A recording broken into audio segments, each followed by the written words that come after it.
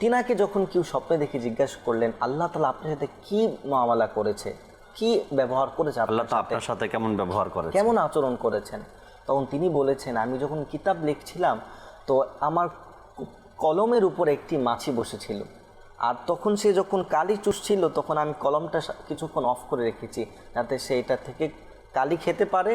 তো সে যে কিছুক্ষণ অফ করেছে তার জন্য এতটুকু যে দয়া করেছি আল্লাহ তাবারক ওয়া তাআলা ওই কাজটার জন্য আমাকে আলা মাকামে পৌঁছে দিয়েছেন। সুবহানাল্লাহ। তো আল্লাহর ওলিরাও এই পশু পাখিদের প্রতি অতি যত্নশীল ছিলেন।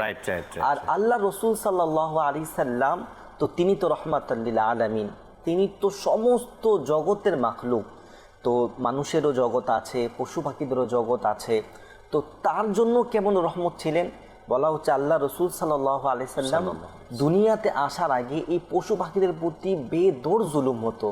বলা হতো যখন এই মক্কার কাফিররা যখন কোথাও সফরে যেতেন, তাদের সফরের খাবার শেষ হয়ে যেতেন, জীবন্ত উটের থেকে তারা মাংস খুলে সেটিকে বোনা করে খেতেন।